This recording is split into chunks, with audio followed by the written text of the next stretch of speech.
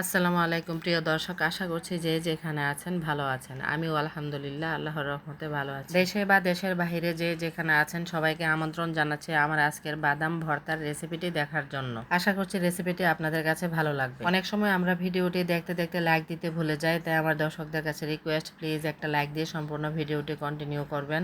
দেখতে পাচ্ছেন চুলায় একটা বিশাল বড় কড়াই বসিয়ে দিয়েছি, আর কড়াইতে 200 গ্রাম খোসাসহ বাদাম দিয়েছি। আমি খোসাসহ ভেজে নিচ্ছি, আপনারা চাইলে খোসাটা ছাড়িয়েও ভেজে নিতে পারেন। বাদামগুলোকে কিন্তু চুলার আঁচ কমিয়ে ভেজে নিতে হবে, চুলার আঁচ বাড়িয়ে দিলে তাহলে আবার পুড়ে যাবে।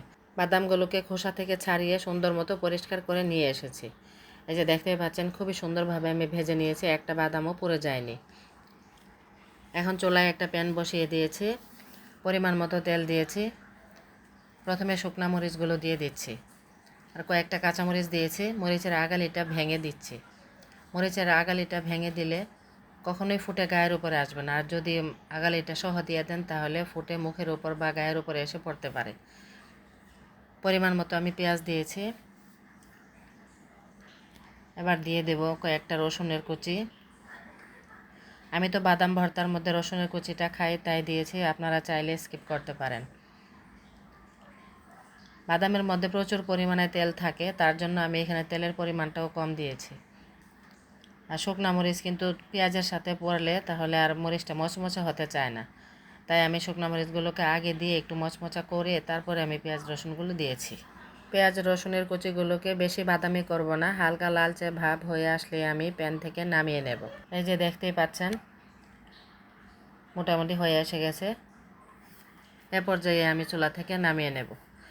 এবার একটা শিলপাটা নিয়েছি, পাটাটাকে পরিষ্কার করে নিয়েছি। এবার বাদামগুলোকে দিয়ে প্রথমে আমি বাদামগুলোকে বেটে নিব। চীনা বাদামের কিন্তু অনেক উপকারিতা রয়েছে, যেমন প্রোটিন, ফাইবার, স্বাস্থ্যকর ফ্যাট এবং প্রয়োজনীয় খনিজ সরবরাহ করে থাকে, যা হৃদরোগ ও ডায়াবেটিক্সের ঝুঁকি কমাতে সাহায্য করতে পারে। তবে অনেক বেশি পরিমাণে যদি খাওয়া হয় তাহলে কিন্তু উচ্চ ক্যালোরি ও ফ্যাট থাকার কারণে অতিরিক্ত খেলে ওজনও বৃদ্ধি পাবে, আবার হজমেও সমস্যা হতে পারে। তাই আবার কিছু লোকের অ্যালার্জিও হতে পারে।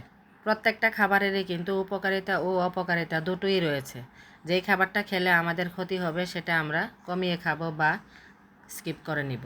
একবার বেটে নেওয়া হয়ে গেছে, আরও একবার বাটা দিতে হবে। বাদামের ভর্তাটা যখন আমি ভাত খাচ্ছিলাম অসম্ভব মজা লাগছিল। আমি তো বলবো আপনারা একবার ট্রাই করে দেখবেন, ফ্যামিলির সবাই পছন্দ করবে। আমার মেয়েরাও তো আমার সাথে সাথে খেয়েছে, ছোটো মেয়েটা তো খুবই পছন্দ করে 2 টুকরা খেয়েছে। আমি হচ্ছি ভর্তা প্রেমী মানুষ। আমার কাছে শুটকির ভর্তা, আলুর ভর্তা, ডাল ভর্তা, বেগুনের ভর্তা, যত রকমের ভর্তা আছে সবগুলো ভর্তাই আমার ভালো লাগে। এ পর্যায়ে আমি মরিচগুলোকে আগে বেটে নিব। শুকনা মরিচ, কাঁচামরিচ সবগুলোই দিয়েছি, সামান্য একটু লবণ দিয়েছি, এতে করে মরিচটা তাড়াতাড়ি বাটা হয়ে যাবে। বাদামের মধ্যে তেল থাকার কারণে শিলপাটা দুটোই পিচ্ছিল্য হয়ে গেছে। ভর্তাটা করার শেষে দিয়ে আপনাদেরকে একটা জিনিস দেখিয়ে দেব। এই যে দেখুন আমার মরিচগুলো বাটা হয়ে গেছে। এ পর্যায়ে পেঁয়াজ রসুনগুলোকে বেটে নিব। বাদামগুলো গুঁড়া করে নিয়ে পেঁয়াজ মরিচগুলোকে কিন্তু হাতে মেখেও ভর্তাটা করা যায়। সবচাইতে ভালো হয় পাটায় বেটে নিলে, পাটায় বেটে নেওয়ার ভর্তার স্বাদই আলাদা। এই যে দেখতে পাচ্ছেন আমি ভেজে রাখা পেঁয়াজ রসুনগুলো দিয়েছি, আবার কিছুটা কাঁচা পেঁয়াজও দিয়েছি। আপনারা চাইলে ভেজে রাখা পেঁয়াজ রসুনগুলো দিয়েও করতে পারেন ভর্তাটা, আবার ইচ্ছা করলে শুধু কাঁচা পেঁয়াজ দিয়েও করতে পারেন। আমি ঝালের পরিমাণটা একটু বেশি খাই, তার জন্য একটু বেশি করে ঝাল দিয়েছি। আর বাদাম যেহেতু একটু মিষ্টি মিষ্টি, তার জন্য একটু ঝালের পরিমাণটা বাড়িয়ে দিতে হবে। ভর্তাটা খাওয়ার সময় এত মজা লাগছিল, মানে ঝাল মিষ্টি সেই স্বাদ। গরম ভাত আর এই ভর্তা, ভাই রে ভাই কী যে মজা! অসম্ভব মজার একটি ভর্তা তৈরি করে নিয়েছি। আমার মতো যারা ভর্তা প্রেমী আছেন তারাই শুধু এই ভর্তার স্বাদ বুঝতে পারবেন। যারা ভর্তা খেতে পছন্দ করেন না তারা বলবেন যে এটা কি করে, বাদামের আবার ভর্তা হয়? বাদামের ভর্তা দিয়ে ভাত খাই কীভাবে? বাদাম তো আমরা শুধু ভেজে খাই। এই যে দেখতে পাচ্ছেন সবগুলোকে আমি এখন একসাথে করে নিচ্ছি।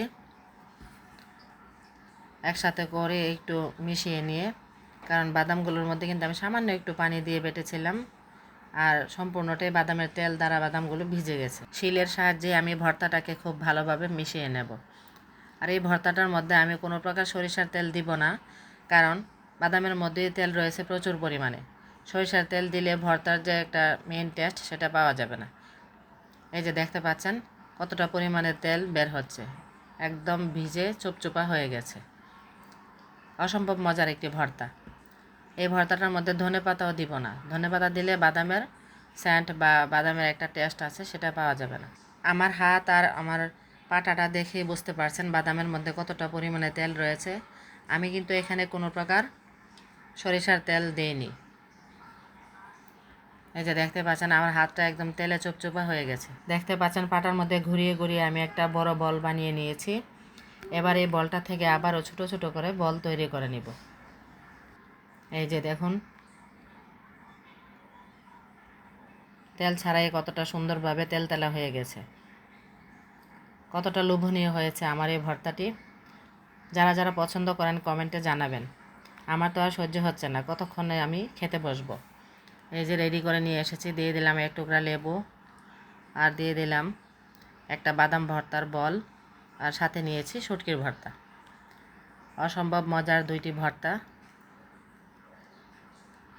প্রথমে লেবুটাকে চিপে নেই। বিসমিল্লাহির রহমানির রহিম। অসম্ভব মজার বাদাম ভর্তা, কী যে মজা, না খেলে কেউ বুঝতে পারবেন না। একবার খেয়ে কমেন্টে জানাবেন ভর্তা কেমন লাগে। আমার আজকের এই বাদাম ভর্তার রেসিপিটি যদি আপনাদের কাছে বেশি ভালো লেগে থাকে, বেশি বেশি করে লাইক ও শেয়ার দিয়ে ফ্রেন্ডস ও রিলেটিভদের দেখার সুযোগ করে দিবেন।